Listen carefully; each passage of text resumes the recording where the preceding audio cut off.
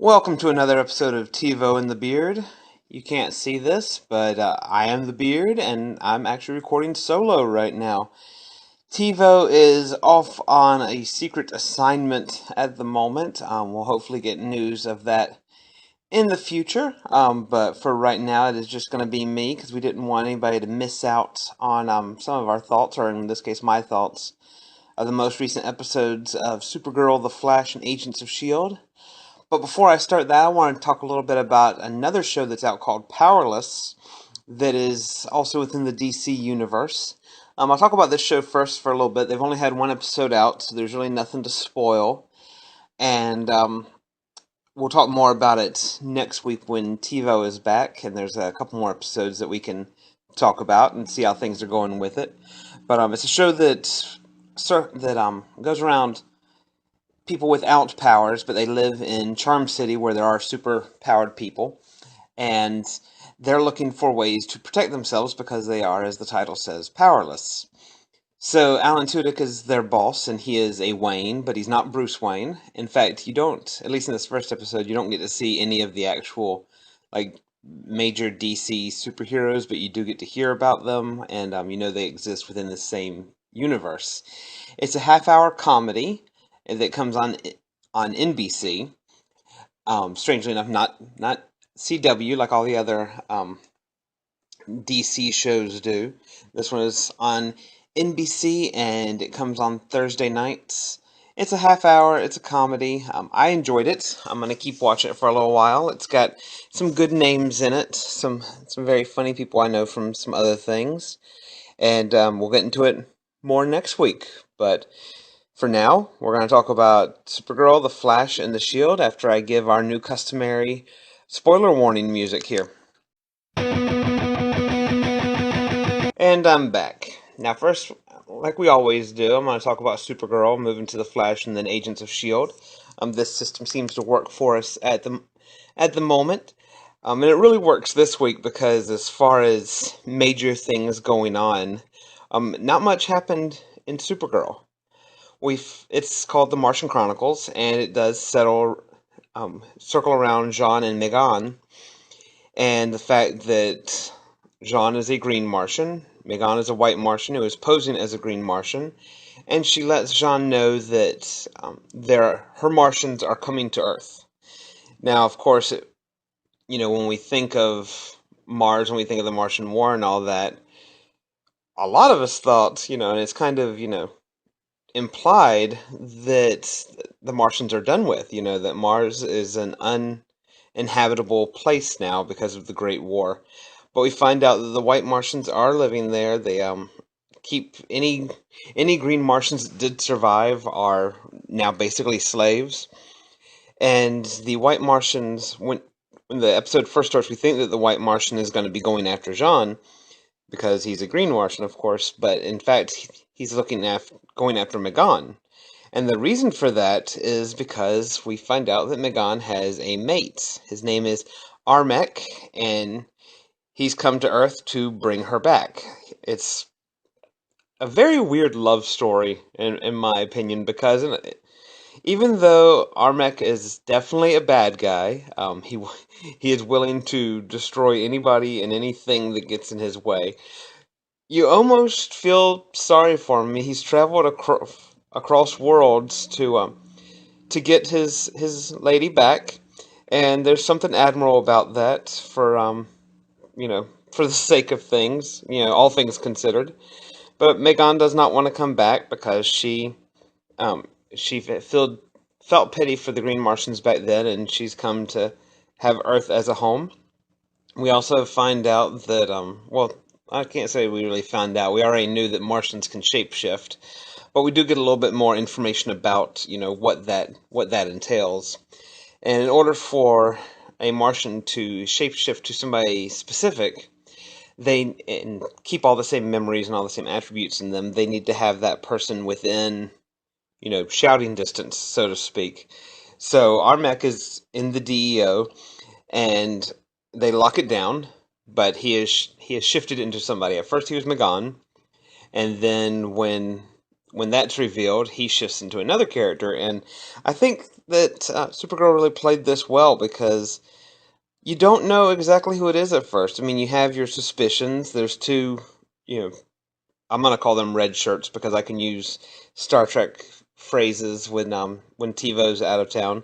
So there's a couple red shirts there who we're not really familiar with. That it would have been very easy for DC to go, okay, yeah, these one or both of these guys is the Martian. But it ends up not being that, of course. I'm assuming if you're listening to this, you're either have already watched the episode or you don't mind spoilers.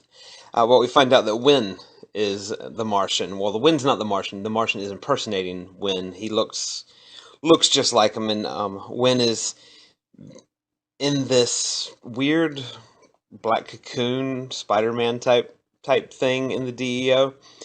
But when they find that out, they also find that he is not the only Martian that's skulking around. Alex is also in there, and of course, Kara. We always mention this show is rainbows and puppy dogs and all that. Kara has a hard time fighting the Alex, even though it's not really Alex there, and I don't think anybody was surprised by that sort of dilemma that Kara went through. So, but they end up, defeating both of the Martians, and as with most things, everything gets taken care of um, by the end of the show. The thing about Supergirl is, while there are ongoing stories like Kara and Mon-El's relationship, for example, and some other things like the Luthors, which we're going to see back next week, and Katniss. Um, Most things get wrapped up within the episode. So, like, the Martian story is now kind of wrapped up for the time being, unless, another one tries to come and get Megan or, get revenge for the things that happened with Armac. But, rainbows, puppy dogs, it's all taken care of there. And they even have, when Wynn fixes the reactor, he even gets it done with, like, 2 seconds to spare. I don't remember the exact time. It was either like 2 or 5 seconds to spare. All in all, I think the season's still holding up. It's one of those, though, that in my opinion, as much as I back Supergirl, you do have to keep watching. It's not really one that you can bounce in and out of that much and really enjoy it. You'll still understand what's going on because, of course, at the beginning of each episode they have the recap. But not only that, things are kind of explained, laid out for you a little bit. You might not know exactly who Wynn is or how Kara knows Wynn and all that, but it's clear that they are friends and they do trust one another and all that. So when she's trying to find out who the Martian is imitating, Wynn is not her first option. Of course, the first option is these two people who don't really, have a stake in characters. So we're going to switch right over now to The Flash. So this episode was called Untouchable, and we started out by seeing Barry and Wally are still training with each other. Wally is possibly going to be the one who ends up saving Iris from Savitar. Of course, we still don't know about that. They're still kind of putting the future in flux with their different attempts to change things. So they're racing each other, Barry and Wally are, and at first it looks like Wally's going to win because, I mean, Wally is passing him on so many parts of it. But then Barry does his little phasing action and he goes through this building, and that's how he beats Wally. And so, of course, Wally wants to learn how to phase, and Barry basically explains it to him by, oh, you just do it. And I understand where Barry's coming from on there because how do you explain something like that? I mean, I'm a dad, as I've mentioned before. I have a 3-year-old daughter, and there are times where I'm trying to teach her something, and I'm just like, you just do it. How do you speak? How do you say a word? How do you, do this or that? You after you've been doing it for so long, it just becomes oh, you just do it sort of thing. So I understand the little conflict there, and of course Wally's getting aggravated by the whole thing. Um, because he sees Barry as kind of being a dick about it. And I use that phrase. I know we try to be family friendly, but I use that phrase because that has been the CW word for a lot of their shows. It's in Jane the Virgin. They've used it in Flash a couple times now. That just seems to be the quote unquote foul language that the CW is using during this year, and it just kind of makes me laugh when I hear it now. So while this is all going on, Julian, or Malfoy as I like to call him, he finds a corpse that appears to have been murdered, but is already decomposing more than it should have within the few hours that they find it. So of course they assume that it's a metahuman that did it. They take the first body back to Star Labs, but by the time they get it there, there's basically no body left. We find out a this is a metahuman who was arrested in Flashpoint and is starting to track down the police officers that arrested him during Flashpoint. The thing is, they're not police officers anymore. Um, One of them is just a regular guy, and another one is a musician. And so the next person that he goes after is Joe, because he was in on all of this. And so that's been the main thing to defend Joe, and that hits close to both Wally and Barry, since for all intents and purposes they're both his sons. Um, of course, this is basic knowledge for anybody who's been keeping up with this. So they end up defeating him because Barry teaches Wally to phase, and Wally uses that to expose the meta to his blood and strip him of his powers. So similar to Supergirl, this is all taken care of, but it's just another domino that they're trying to take care of so that Iris possibly doesn't die, even though she almost dies in this episode, because she has a very bad habit now of getting in these situations where she thinks she cannot die. Last episode and this one, she does similar things. Well, last episode more than this one, but she puts herself in these dangers because she thinks that because of what Barry saw, that is the only time that she can die. She doesn't seem to realize that she could change the timeline herself by just dying earlier. They eventually do tell Joe about Iris's future death, and Joe wants more transparency within the Flash group now. He wants, there to be more honesty, and that makes sense. I mean, this is his daughter, and he just wants to know what's going on. And that pretty much wraps up this episode. It ends the little teaser it ends with at the end is we see Wally, he's practicing his phasing, and Jesse, or Jesse Quick, comes through a portal, and she says that her dad, one of the Harrison Wells, has been abducted by Grodd, and has been taken to Gorilla City, which in the next episode, which is called Attack on Gorilla City, I think we're finally going to get to see where Grodd was sent in his original episode, because when he gets sent through one of the portals, we see this great village city area that we assume is the same as the Gorilla City from the comics. It's just ran by these giant King Kong type creatures.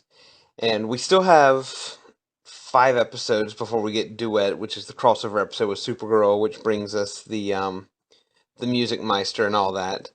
That one does have a that one's going to be on March 21st, so we still have a few episodes until the season finale, which of course a lot of us are assuming is going to be the Savitar ending there, and we'll see who lives, who dies. Will it be Joe? Will it be Iris? Of course, like TiVo, most people assume that it is going to be Joe, but we'll find out. I mean, I'm sure somebody's going to die. Somebody, has died in every chapter, every season of Flash so far. Will they go a different way than making it one of his parental units? Who knows? We'll find out. But until then, we're gonna go over to the Marvel side and Agents of S.H.I.E.L.D. So this is after the after Ratcliffe has gotten a hold of the Darkhold, and he's on a sub with Ada and May and all that. We've met the supervisor, who I'm really digging during this. As I've mentioned before, I know him from playing Calico Jack in Black Sails, and I like that he's bringing a lot of those same characteristics over to this. He is a bad guy. He is just a terrible person who hates Inhumans and wants to do anything he can to get rid of them, including going after Coulson. So we start by seeing Mac and Coulson are on a little mission, and their mission is to find Ratcliffe's former lover and partner, who ends up having a very familiar face. Now, her character's name is Agnes, and she was part of the of Ratcliffe's LMD program. In fact, she was the model that he made Ada after. So after after Agnes, the original Ada, I guess you could say, was diagnosed with cancer, Radcliffe ended up leaving her, and he molded Ada after her because that way Ada can't die. Ada cannot leave him. It's very, again, this is one of those strange romance things, but also narcissistic at the same time, saying that you deserve to have somebody who's going to be with you forever. You can't just love the real person. And at first, when Coulson and Mac find Agnes and try to bring her to Ratcliffe. Oh, and by the way, Mallory Jensen actually uses her Australian accent in this, which I think is just awesome. But when they try to bring her to see Ratcliffe, of course, she doesn't want to come see him at first. And Coulson wants to use some of his tactics, some of his, forceful ways to get her, but he ends up going a lot softer, and she does agree to meet up with him. So while all this is going on, though, we see Senator Nadir, and excuse me, we find Senator Nadir is still looking for Inhumans, still trying to kill them off, and Ivanov, the superior, sends watchdog Tucker out to find out if Nadir is an Inhuman like her brother is. And so Ratcliffe has some Terrigen crystals, and what he's got to do is, what the watchdog agent has to do is, he has to get into Nadir's office and break the crystal. It lets out the fog, powder, dust, and ideally it'll turn Nadir into an Inhuman, and then, they've got this. So what it does instead, though, is it turns the watchdog into an Inhuman, who seems to have combustible powers. So after he gets cocooned, he literally explodes out of it, and he kills Nadir, and then he reassembles. So of course, ABC's got a TV budget, so they don't show all this in detail, but a lot of it's kind of, you can put together by what's going on. So Ivanov ends up agreeing to use Tucker's new abilities against S.H.I.E.L.D., where, originally you would think that he would be out to kill Tucker after finding out that he's an Inhuman, but he decides, to use these powers to his advantage. So then, back to Radcliffe, he ends up meeting with Agnes and convinces her that he can save her life if she escapes with him before S.H.I.E.L.D. captures them. So Radcliffe is running from S.H.I.E.L.D. We have the supervisor and Tucker going for S.H.I.E.L.D. And, finally when Tucker gets almost to where he needs to be, he ends up running into Quake, or Daisy, or Sky, or whatever, she wants to be called at the time. And they get into this confrontation. She's using her Quake powers.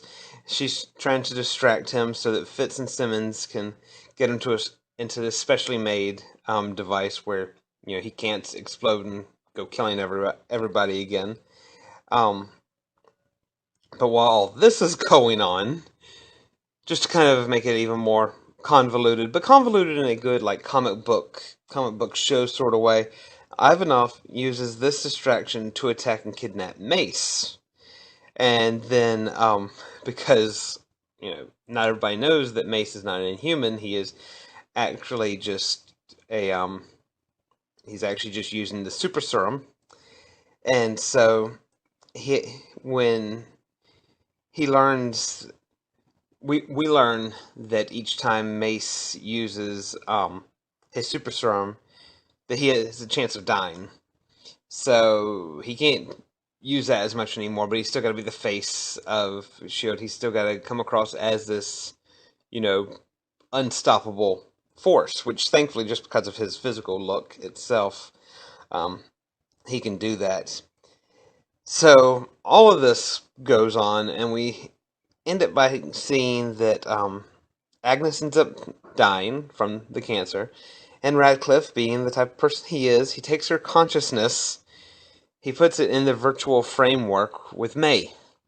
So what this is going to lead to, who knows? The next episode's called "The Man Behind the Shield," and TeeVo's really the one who reads about the upcoming episodes and all that. I'm more of a be surprised when it's going on sort of thing. And so, who the man behind the shield is, don't know. It could end up being somebody that we've seen before. It could end up being, Mace, which would make sense. It could be some allusion to Captain America, which was one joke that I liked in here where Mace says that he's no Captain America, and anybody who's familiar with the comics knows that Mace was Captain America for a short time when Steve Rogers was frozen in ice. So I think that was a nice play to that. So that's it for this week, and we'll see you again next week where we'll have TeeVo back, and we'll be talking about these shows again. So until then.